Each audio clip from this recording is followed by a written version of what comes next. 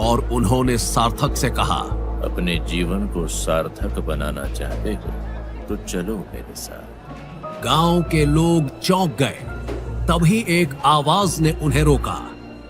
नहीं, ये अपशकुन है। उसके मनहूस माँ बाप ने इस गांव को कलंकित किया था। उसका बाप काले जादू का तांत्रिक था, अब उसका बेटा भी वहीं जाएगा।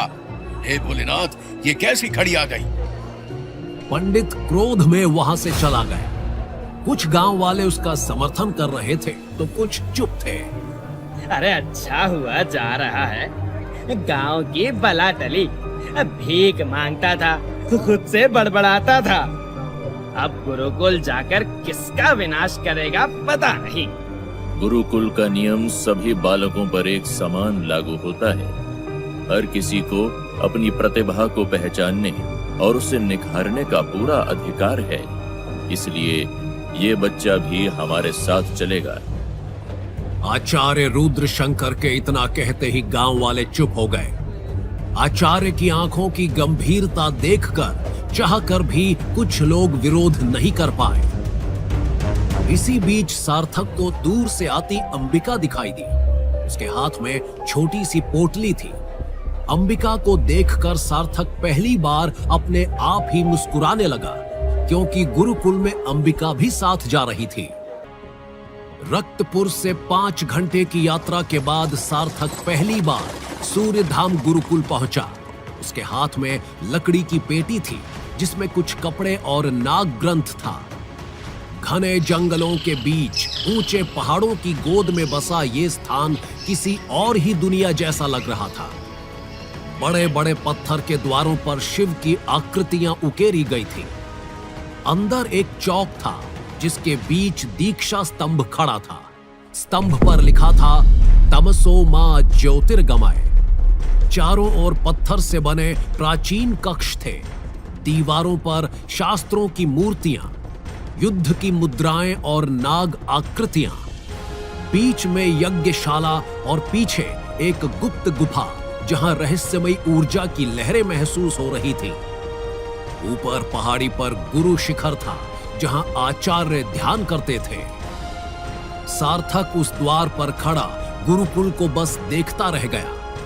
उसने जीवन में ऐसी जगह पहली बार देखी थी जहां ना तो लोग उसे गालियां दे रहे थे, ना उसके साथ मारपीट कर रहे थे, परंतु उसके मन में सवालों की एक आंधी चल रही थी। आचार्य रुद्र शंकर ने मुझे क्यों चुना? क्या सिर्फ मेरे हाथ पर एक निशान होने से मैं बाकी सबसे अलग हो गया? गुरुकुल के पहले दिन दीक्षा मंडप के पास सैकड़ों विद्यार्थी खड़े थे। शस्त्र विद्या के शिक्षक आचार्य शौर्यनाथ और तत्व विज्ञान के शिक्षक दिव्यानंद, औषधि विज्ञान के आचार्य वैद्य और सभी के बीच मुख्य आचार्य रुद्र शंकर खड़े थे। आप सभी का गुरुकुल में स्वागत है। पिछले 40 साल में सूर्यधाम गुरुकुल ने कई तेजस्वी सूरज तराशे हैं। आप में ही कोई होगा जो आगे चलकर इस दुनिया को और बेहतर बनाएगा, जो आने वाले बड़े खतरों का सामना करेगा। ये लाल धागा एक लक्ष्मण रेखा की तरह है। जब तक आप शक्तियों को नियंत्रित करना नहीं सीखते, तब तक ये आपके हाथों में बंधा रहेगा। आचार्य रुद्र शंकर के चुटकी बजाते ही सभी के हाथों में लाल धागा बंधा मिला। सारे छात्र आश्चर्य से एक दूसरे को देखने लगे। गुरुकुल शिक्षा शुरू हो चुकी थी। शस्त्र विद्या के आचार्य शौर्यनाथ आए, जिनके हाथ में एक तलवार थी। उनके चेहरे पर योद्धा समान तेज और बाहुबल था। उन्होंने शिष्यों से कहा, हम 5-5 लोगों का गुट बनाएंगे। ये गुट आने वाले 2 साल तक कायम रहेंगे। ये गुट इसलिए महत्वपूर्ण है क्योंकि ये आपका नेतृत्व, कर्तव्य और दल में एकता से काम करना ऐसे कई गुणों को निखारेगा। पहले गुट में अंबिका शास्त्री, पवन राणा, वनिका आर्य, रोहित सिंह और सार्थक वासुकी होंगे।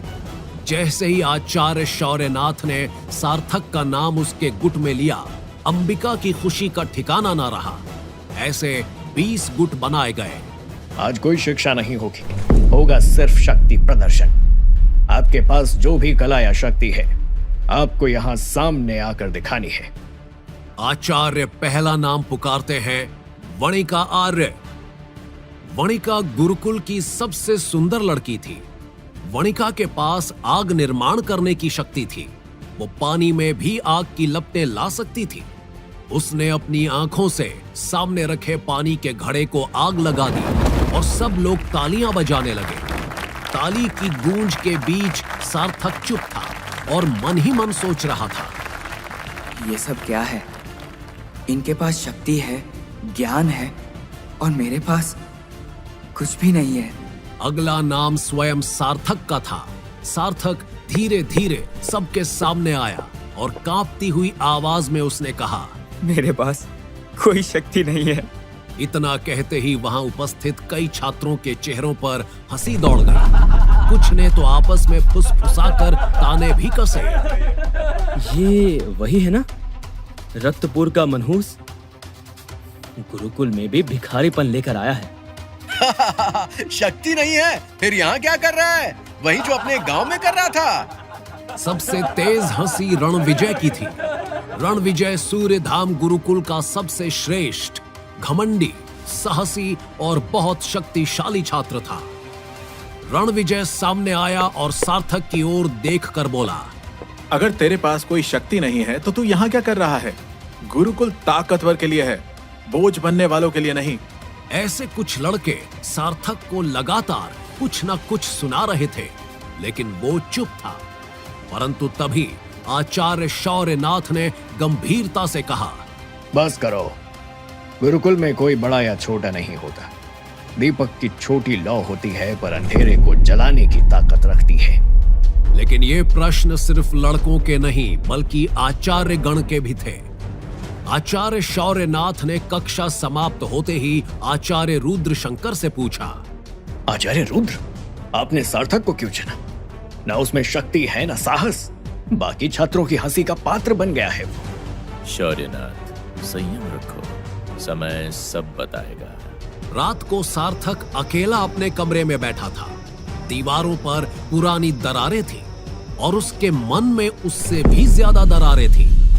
मैं यहाँ क्यों आया हूँ? गांव में लोग तिरस्कार करते थे, यहाँ तो मैं मजाक बन गया हूँ। शायद मुझे यहाँ नहीं होना चाहिए था। तभी उसने कोने में पड़ी अपनी पेटी को खोलकर नाग ग्रंथ बाहर निकाला। उसे पलटते ही कमरे में चारों ओर अंधेरा हो गया और फिर से प्रकट हुई नागेश्वरी। जो बीता है उसे भूल जा सार्थक, अब समय आ गया है तेरी आत्मा को तेरे भाग्य के साथ बांधने का। लेकिन शक्ति बिना तप के नहीं आती। तुझे चुनौतियों की आग से गुजरना होगा। हर सिद्धि तुझसे बलिदान मांगेगी। कौन सी चुनौतियाँ? पहली परीक्षा तांडव पर्वत के निचले भाग में है नागमणि गुफा, जहाँ अंधकार सांस लेता है, जहाँ बैठा है मणिकांत, नागवंश का प्रहरी। उसे हराए बिना तू नागमणि को छू भी नहीं सकेगा और बिना नागमणि के तेरी शक्ति अधूरी रहेगी। सार्थक चुप है, मगर उसकी सांसें तेज हैं और आंखों में अब डर नहीं है, सिर्फ एक जिज्ञासा है। तैयार हो जा, क्योंकि ये केवल गुरुकुल की परीक्षा नहीं है। युद्ध तेरे पहचान की है, तेरे माता पिता के सत्य की है। शक्तियों को जोड़ने का समय है ये, क्योंकि अपने अस्तित्व को जानना है तो इस युद्ध के लिए तैयार हो। रात गहरी थी। नागमणि की गुफा दूर जंगल में छिपी थी। सार्थक ने किसी से कुछ नहीं कहा और अकेले ही निकल पड़ा। कांटों और झाड़ियों को पार करता हुआ वो गुफा में घुसा। गुफा की दीवारों पर नागों की आकृतियां बनी थी, जैसे सदियों से किसी को ताक रही हो। और बीच में बैठा था मणिकांत, एक लंबा, डरावना, चमकती आंखों वाला बूढ़ा योद्धा, जिसके शरीर पर नागों जैसे शल्क थे। अगर तू नागमणि चाहता है तो पहले मुझे हराना होगा बालक। ये शक्ति किसी डरपोक को नहीं मिलती। मैं पीछे नहीं हटूंगा।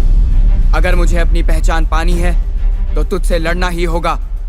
मणिकांत गरजा और जमीन कांपने लगी। एक ही छलांग में वो सार्थक के सामने आ गया और लोहे जैसे हाथों से वार करने लगा। सार्थक पीछे हट तो गया, लेकिन उसके हाथ पर गहरी चोट लग गई।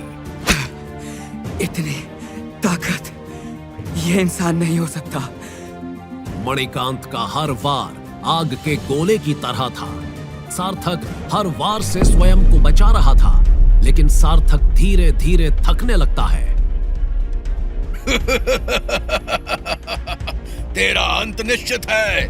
तुझ में ना तो ताकत है, ना ही इच्छा, ना ही कोई कारण जिससे तू जिंदा बच सके। सार्थक के मन में नागेश्वरी की बात गूंज रही थी। मां के वचन, पिता का चेहरा, वो अधूरी कहानी। उसी क्षण सार्थक के रक्त की एक बूंद जमीन पर गिरी। एक लाल चमक उसके हाथों से निकलने लगी। ये क्या हो रहा है मुझे? मेरा शरीर जल रहा है पर दर्द नहीं हो रहा। ये शक्ति है, मगर कहां से आई है?